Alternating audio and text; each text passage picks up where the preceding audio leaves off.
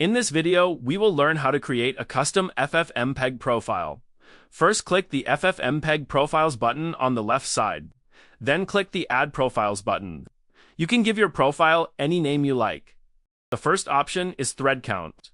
Thread Count decides how many CPU threads FFmpeg will use to process your video, usually leaving it on Auto works fine. If you have a powerful CPU, you can increase it to speed up encoding, but don't go too high or it might overload your system. Next is Normalize Audio. Normalize Audio ensures all videos play at a consistent volume. When checked, quiet parts are boosted and loud parts are reduced, giving a balanced sound. You can uncheck it if you don't want to transcode the audio. In that case, the profile will use the original source audio. This makes processing lighter and faster while keeping the original sound intact. It is ideal for remote streams. Next is Normalize Video. Normalize Video adjusts brightness, contrast, and color so all your videos look consistent.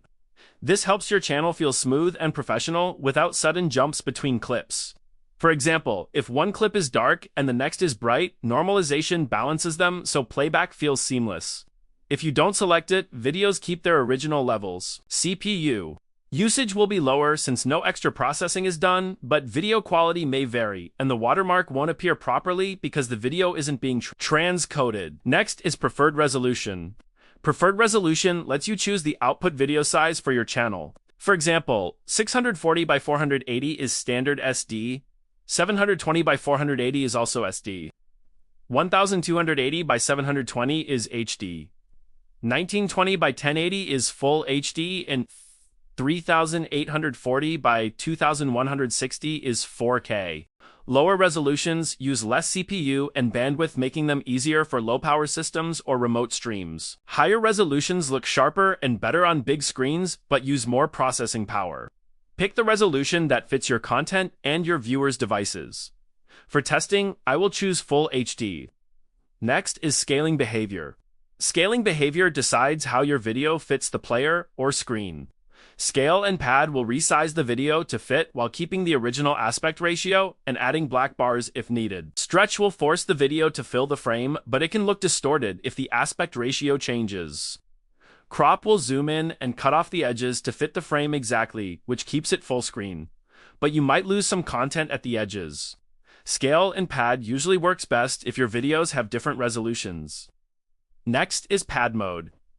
Pad mode controls how black bars are added when using scale and pad. It decides if the bars go on the top and bottom or the sides.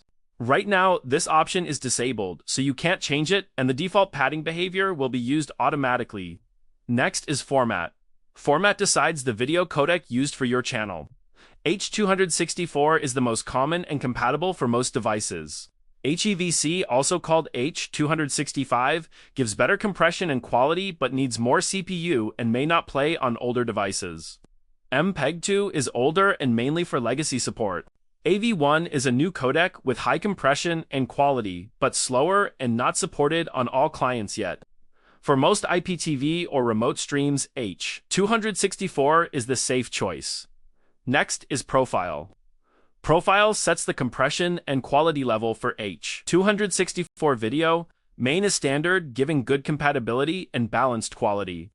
High improves visual quality and detail, but may use more CPU. High 10p is the highest quality, keeping full color information, but it is heavier on processing, and may not be compatible with all devices. For most local media, remote streams, or IPTV content, main or high is usually the safe choice. I will choose high for this example. Next is Preset. It is set to very fast, which means FFmpeg will encode the video quickly using minimal CPU. This keeps the process light and efficient, especially for IPTV or remote streams. The trade-off is that compression is slightly less efficient, but video quality remains good for most uses. Next is Allow B-frames. Allow B-frames lets the encoder use extra frames to improve compression and video efficiency. Since it is unchecked, the encoder won't use these extra frames.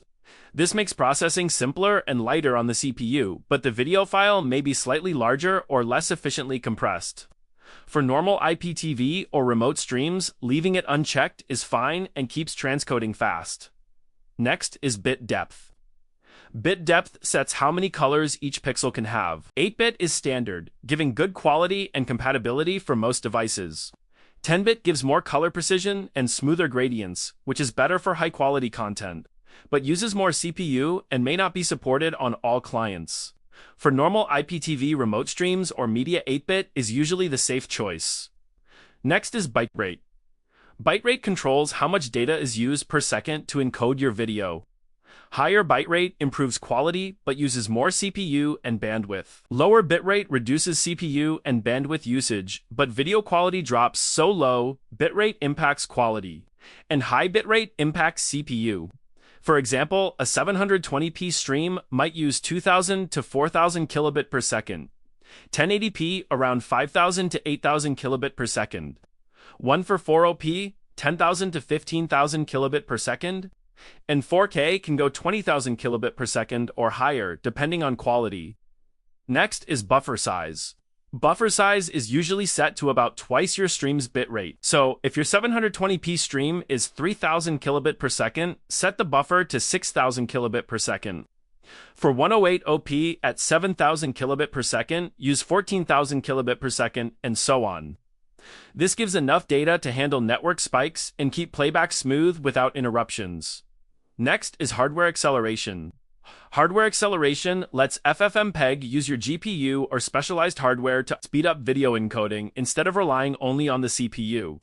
None means only the CPU is used. NVENC is for NVIDIA GPUs, QSV is for Intel QuickSync, VOPI is for Linux Intel, or AMD, and AMF is for AMD GPUs. Using hardware acceleration makes transcoding faster and lighter on the CPU, but sometimes compatibility or quality may vary slightly. For normal IPTV or remote streams, use the option that matches your hardware, or leave it as none if you only want CPU encoding. Next is tone map algorithm. Tone map algorithm decides how HDR video fits on SDR screens. Linear is simple and fast, gamma smooths the midtones, and Reinhard-Mobius and Hebel are advanced curves that preserve highlights and contrast. Choose based on your source and desired look. For example, for local 1080p MP4 or remote 720p streams, linear or gamma works well and uses less CPU.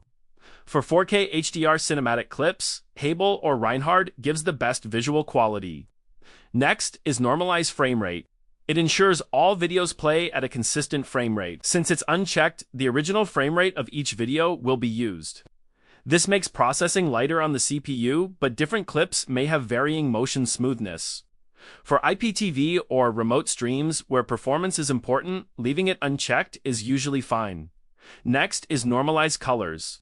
It adjusts the video so that brightness, contrast, and colors are consistent across all clips. Since it's checked, it will automatically balance the colors between videos, giving your channel a smooth and professional look. This is useful for IPTV or remote streams where clips might have different lighting or color tones, so it is better to leave it checked. Next is auto deinterlace video. It automatically converts old interlaced clips into smooth, progressive format. This makes motion clearer and reduces flicker. It's very useful for IPTV or remote streams, especially for older broadcasts or captured videos, so leave it checked. Now we configure audio profile. First is format. Audio format decides which codec is used to encode your audio. AAC is the most common and works on almost all devices. AC3 is Dolby Digital, often used for surround sound, but may not be supported on every client. AAC LATM is a variation of AAC, mainly for streaming, useful if your source or client requires LATM transport. For normal IPTV or remote streams, AAC is usually the safest choice. Next is audio bitrate. Audio bitrate decides how much data per second the audio uses. The default value is 192 kilobit per second, which is already set and works well for normal streams. Higher bitrate improves audio quality, but uses more CPU and bandwidth.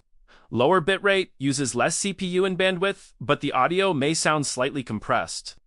Next is audio buffer size. Audio buffer size controls how much audio data is temporarily stored to prevent playback interruptions.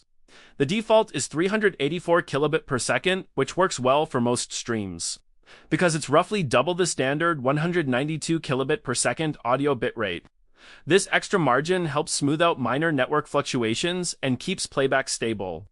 You can calculate it using a simple rule: buffer size equals 2 times your audio bit rate. If your network is very stable, 1.5 times is enough, and if it's less reliable, you can go up to 2.5 times or 3 times for extra safety.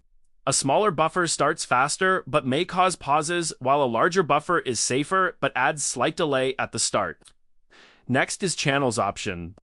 The channel option in your FFMPEG profile controls how many separate audio or video streams can be processed simultaneously. By default, it's set to 2, because most content is stereo audio, or dual stream video, which covers almost all IPTV or remote streams.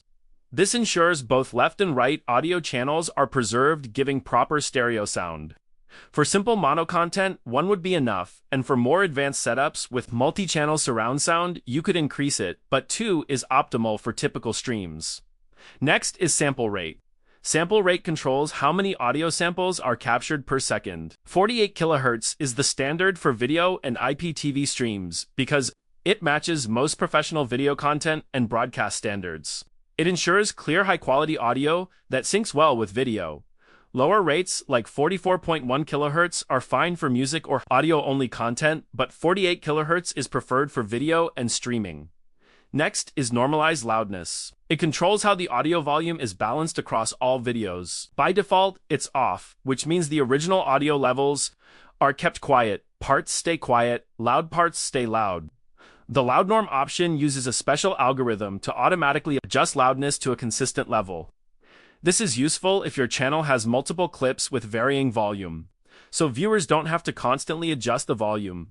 Turning it on adds a small bit of CPU processing, but it makes the listening experience smoother and more professional. For most IPTV or remote streams, leaving it off is fine. If the source audio is already consistent and loud norm is handy, if you need uniform volume across all clips, now our configuration is complete. Click the green button to add this profile. You can see the FFmpeg profile is added to the list.